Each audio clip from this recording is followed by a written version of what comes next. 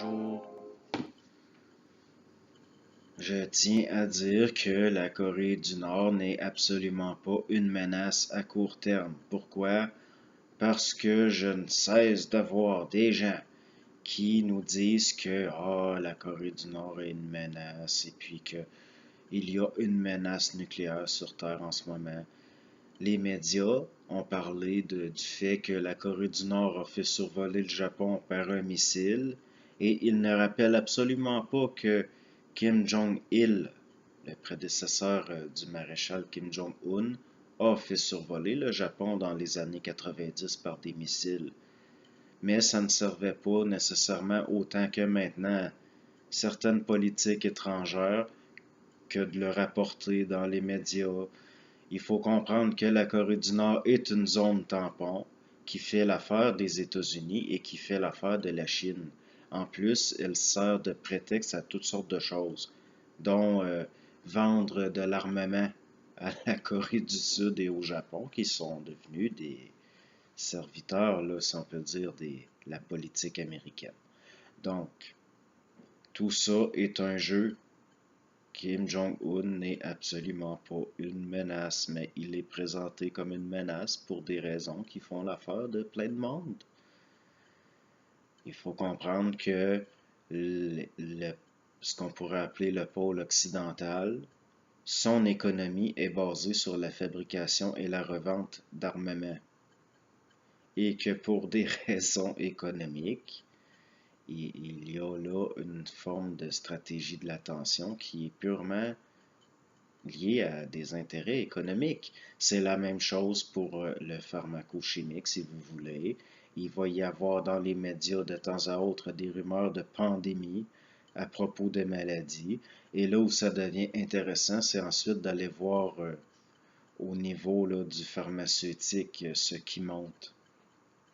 Une fois que les gens qui voient le jeu ont pu s'enrichir avec ça, là, les rumeurs cessent, on cesse de faire peur aux gens, et là, ça redescend, et puis ils peuvent avoir le temps de, bon, tout ça est un jeu parce que la politique de notre époque est basée, entre autres, sur la tension et la peur, et tout ça est lié, entre autres, à l'international, à des enjeux économiques, tout simplement. Le terrorisme, par exemple, ne m'inquiète absolument pas. Je n'ai pas non plus d'inquiétude par rapport à une guerre nucléaire à court terme. Justement, il y a des bases militaires dans mon coin. Ils s'entraînent, mais il faut comprendre que tout ça est lié à de la politique, que c'est lié à de l'argent. Les médias, en Occident, la démocratie est une illusion jusqu'à un certain point, c'est-à-dire que c'est un marché d'opinion. C'est-à-dire que c'est pour ça que les gens qui se trouvent élus ne le sont pas en connaissance de cause, parce qu'il y a un conditionnement de masse qui passe à travers les médias qui eux-mêmes font leur travail à ce niveau-là, pour des raisons, par rapport aux médias, c'est une question là, de part de marché, d'argent, et puis de partenariat derrière les rideaux, si vous voulez. Et il va y avoir là, des mots d'ordre qu'ils vont suivre. C'est pour ça qu'on nous a fait peur beaucoup avec...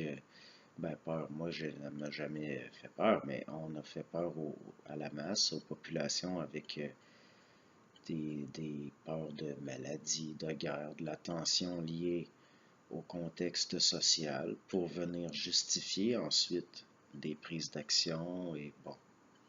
Une fois qu'on le voit, ça devient très très simple et il n'y a aucune inquiétude, aucune peur de ma part parce que jusqu'à maintenant, ce n'est pas, si vous voulez, d'un point de vue géométrique. Oui, d'un point de vue géographique, la facture ne sera pas payée dans mon coin. Mais ça ne veut pas dire que je n'ai pas d'empathie pour ceux qui vont pâtir de ça, ceux qui vont payer pour ça. Mais il faut comprendre que c'est rien d'autre que du conditionnement et de la manipulation, que c'est du contrôle. Il n'y a pas besoin de sombrer dans des thèses complotistes. Ça n'a rien à voir. Le complotisme est un autre extrême lié à de la paranoïa qui sert encore à créer de la tension. Donc, quand je disais avant le printemps de cette année qu'il n'y aurait pas de conflit grave en Europe, et je m'adressais là à des gens qui suivent une personne en particulier, la réaction a été extrêmement agressive à mon endroit, mais il ne s'est rien passé. Il n'était pas, je ne voyais rien poindre. Et c'est pareil là, pour ceux qui avaient peur là, par rapport à l'éclipse, et j'ai bien expliqué que c'était une question de projection liée à des angoisses et qu'il ne se passerait rien de particulier. Là, les gens continuent à spéculer par rapport aux éruptions solaires, et puis là, ils continuent à spéculer comme quoi que il y aurait une guerre terrible à la fin de septembre. Eh bien, je vous dis qu'il n'arrivera rien de notable. Il n'arrivera rien de notable. Et même pour le 11 septembre de cette année, d'autres prédisaient des attentats monstrueux. Et regardez, là, regardez la façon dont Daesh agit. Daesh n'est présent au Moyen-Orient que dans des pays qui n'ont pas voulu s'aligner avec les États-Unis. Et Daesh collabore souvent avec des compagnies privées comme mercenaires, comme Lafarge en Syrie, la compagnie de ciment française. Et Daesh ne s'attaque jamais aux intérêts d'Israël. Donc, il est question ici de se légitimer par du conditionnement en se fabriquant et en finançant un ennemi pour des raisons de géostratégie parce que le colonialisme de notre époque est devenu presque purement économique au niveau aussi là, de l'exploitation de ressources. Donc, ne soyez pas naïfs. Ne soyez pas naïfs. Pourquoi s'inquiéter si vous n'êtes pas touché personnellement et que vous pouvez tirer votre épingle du jeu et de continuer à vivre sainement et bien? Pourquoi se laisser décentrer par ce genre de choses? Ne regardez pas la surface des choses, regardez ce qu'il y a derrière et vous verrez les mouvements et vous comprendrez que tout cela est une pièce de théâtre qui sert des intérêts et vous, tout ça peut aider. Il va y avoir une colère au début, mais par après, vous allez dédramatiser ça là, parce que sinon, vous allez perdre de l'énergie. Et puis au niveau là, d'avoir de la colère et de se donner des missions, d'informer les gens, tout cela est absolument inutile. Ça va servir à vous tirer de l'énergie et à vous décentrer. Au fond, là, et puis si vous vous dites, ben c'est une question de devoir, ben vous êtes manipulé. Vous êtes manipulé parce qu'il n'y a pas rien à faire de ce que vous assumez comme un devoir au niveau de la colère et de l'énergie que vous y mettez. Une fois que vous vous rendez compte que ça vous dessert en tant qu'individu, que vous vous faites décentrer par ça, il n'y a pas de mal à délaisser des missions que les gens se donnent. Pourquoi? Parce que l'énergie ne disparaît pas, elle se transfère. Et cette colère-là qui vous tirait de l'énergie sera assumée par d'autres. Ce qui doit arriver finit toujours par arriver.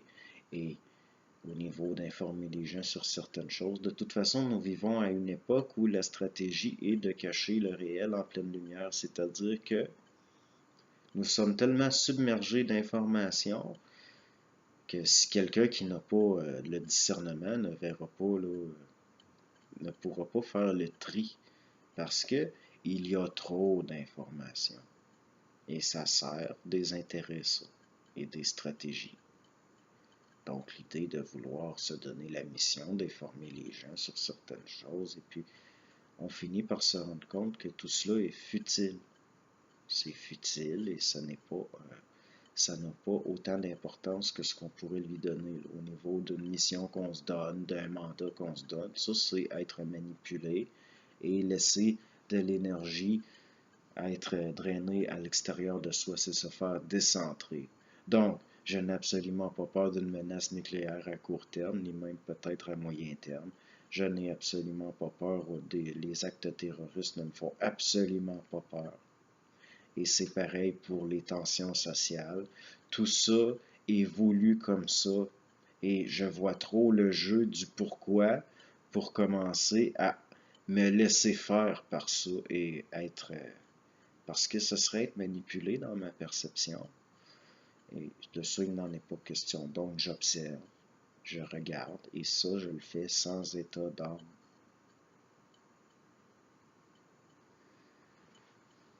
Je ne vois pas quoi dire d'autre. Donc, merci, bonne journée.